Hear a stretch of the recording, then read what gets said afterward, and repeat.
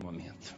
Porque também o arrebatamento da igreja vai começar a qualquer momento.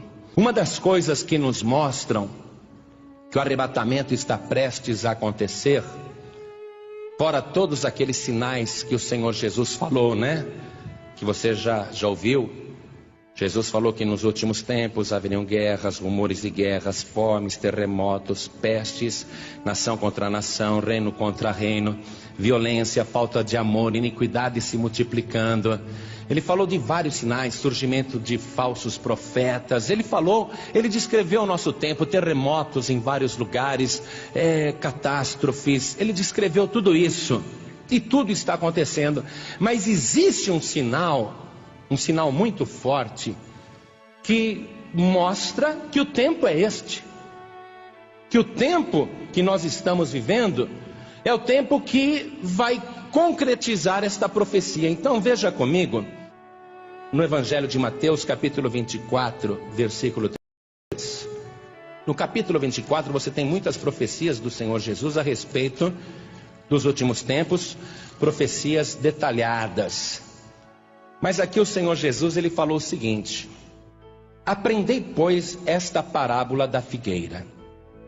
Quando já os seus ramos se tornam tenros e brotam folhas, sabeis que está próximo o verão.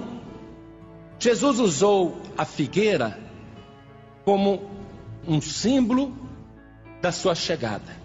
Na Bíblia toda, a nação de Israel é retratada como esta figueira. Uma figueira que estava seca, uma figueira que estava morrendo, mas o lavrador pediu: deixa eu cuidar mais um pouquinho dela, para ver se apresenta frutos. E se não apresentar, depois a gente arranca. Então, Israel representa esta figueira.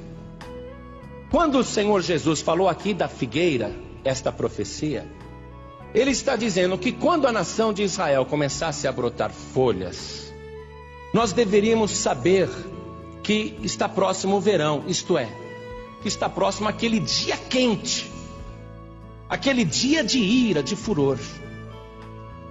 E ele, falando desta maneira, ele disse assim, no versículo 34: em verdade vos digo que não passará esta geração sem que todas essas coisas aconteçam.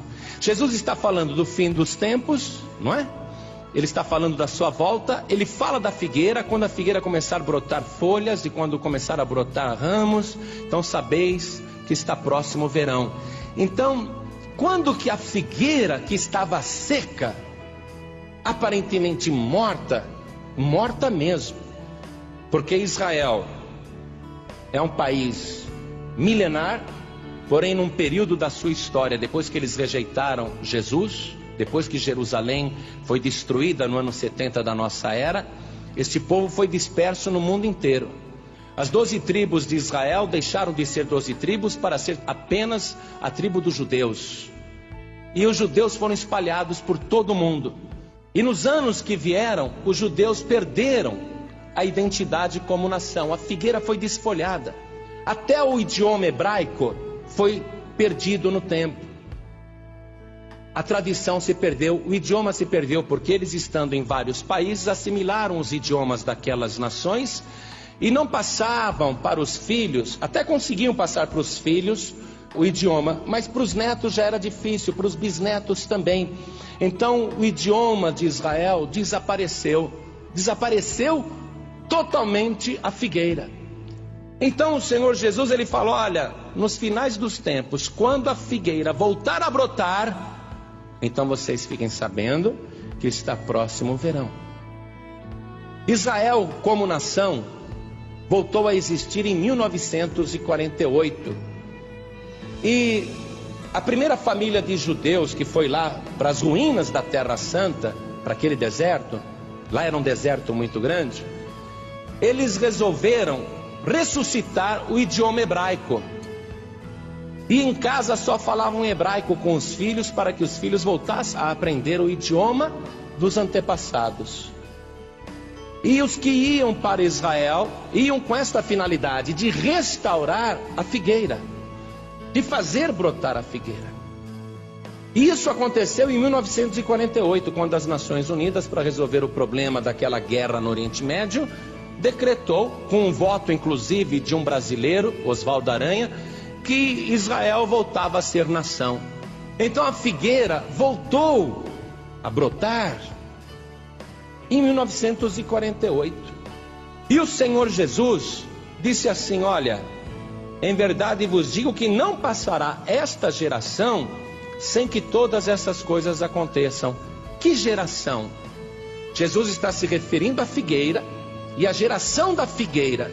Quando a figueira começasse a brotar novamente, ali tinha início de uma geração. E esta geração seria a última. E o Senhor Jesus disse: não passará a geração da figueira até que todas estas coisas aconteçam. Existem controvérsias sobre o tempo de uma geração, mas o mais provável é o que o próprio Deus diz na sua palavra sobre o tempo de uma geração. Então vamos ver ali o Salmo 90, versículo 10. Qual seria o tempo de uma geração? Para que a gente possa ter uma ideia, Jesus disse: na verdade não passará esta geração sem que todas essas coisas aconteçam. Então, diz assim: a duração da nossa vida é de 70 anos. E se alguns, pela sua robustez, chegam a 80 anos, o melhor deles é canseira e enfado, pois passa rapidamente e nós voamos. Quer dizer que a duração da nossa vida, ou de uma geração, é de 70 anos. Exagerando-se, 80 anos. Então a geração da figueira, ela brotou em 1948, com a recriação do Estado de Israel. A figueira foi novamente cultivada, começou novamente a produzir os seus ramos, se tornaram tenros, brotaram folhas.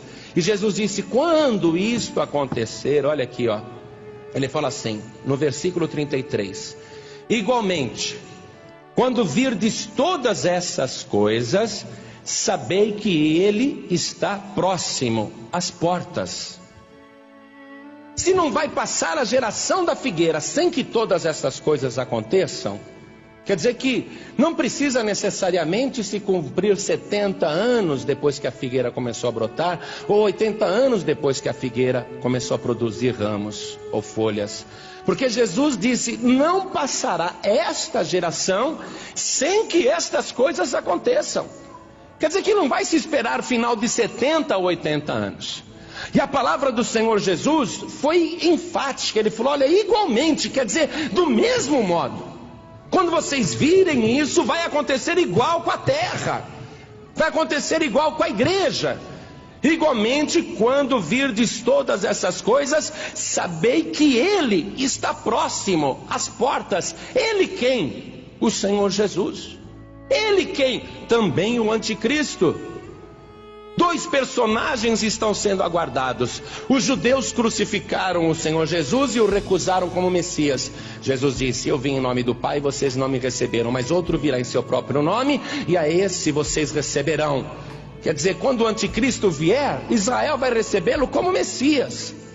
Então este também é o tempo em que o anticristo está para chegar na terra, e também é o tempo em que ele está próximo às portas. Igreja, Jesus afirmou para nossa fé, para nossa segurança. Ele falou: prestem atenção. Quando vocês virem essas coisas acontecerem, é porque ele está próximo às portas. Meu querido, minha querida, saiba disso. Nós estamos vivendo os últimos dias, os últimos tempos, e nós podemos crer e ter a certeza pela fé que os pés do Senhor Jesus já estão colocados em oculto nas nuvens dos céus. Ele já está próximo às portas. A qualquer momento ele vai dizer aos anjos: chegou o momento, toquem as trombetas, os que são meus serão arrebatados, vão encontrar comigo aqui nas nuvens dos céus. Eu vou livrar os meus de toda a tribulação que virá sobre a terra.